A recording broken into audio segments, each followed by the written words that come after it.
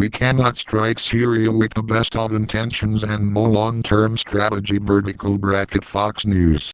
Fox News Digital Network. Fox News. Fox Business. You report. Fox News Radio. Fox News Latino. Fox Nation. Fox News Insider. Login. Account. You're logged in as. Profile. Log out. Search site. Listen to Fox News Radio live. In air now. In air personalities. Home. Video. Politics. U.S. Opinion. Entertainment. Tech. Science. Health. Travel. Lifestyle. World. Sports. In air. Previous slide. Next slide. Opinion. Home. Michael Goodwin. Karl Rove. Sally Cohn. Juan Williams. Peter Morrissey. Andrew Napolitano. Liz Peek. Peter Johnson Jr.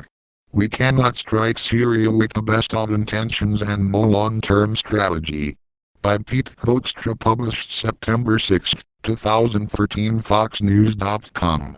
When I came to Congress in 1993, the traditional idea that all politics stopped at the water's edge was alive and well.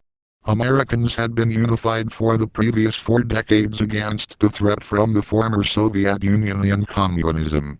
Sure, there were times when there were major disagreements about tactics, but questions about whether the threat was real were largely non-existent.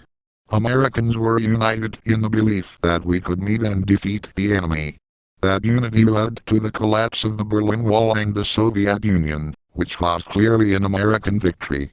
Americans must step back and realize that an effective foreign policy is very difficult to devise, and we must present a united front to make it work. After 9/11, America had that same sense of unity. I will never forget standing with fellow members of Congress in the steps of the Capitol to sing God Bless America on the night of 9/11. America had just experienced a modern-day Pearl Harbor, and we were prepared to stand together to defeat the new aggressor. That unity led to bipartisan support for action in Afghanistan and Iraq, non-satisfying programs, enhanced interrogations, black sites, JITMO, and drone strikes. Together, Republicans and Democrats made difficult decisions deemed necessary to confront, contain, and defeat the enemy, radical Islam. But that sense of unity was short-lived. Why did partisanship disrupt our foreign policy unity? Was it due to political opportunism or genuine policy differences? We may never know. The bottom line is that America became bitterly divided. Early strategies and bipartisan agreements were called into question. Confusion about our military goals developed. Who was the real enemy, and why was the United States at war in Iraq?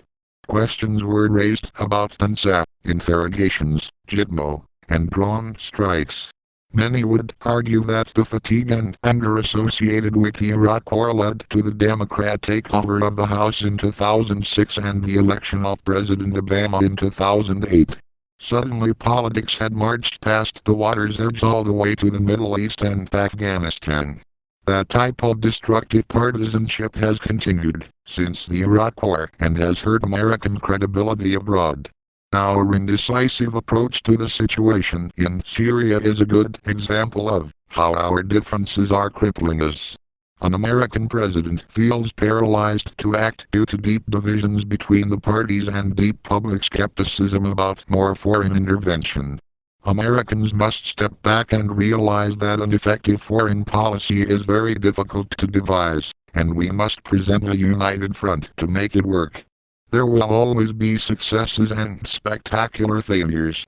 If those successes and failures are constantly used as ammunition for partisan politics, there will be political winners and losers, but America, as a whole, will be the biggest loser. Republicans and Democrats should be able to agree on 4 observations. 1. The threat from radical Islam continues. 2. Many of the tools necessary to fight this threat have been embraced by a Republican and Democrat president. 3. The United States has not made significant progress in defeating the threat since 2001. 4.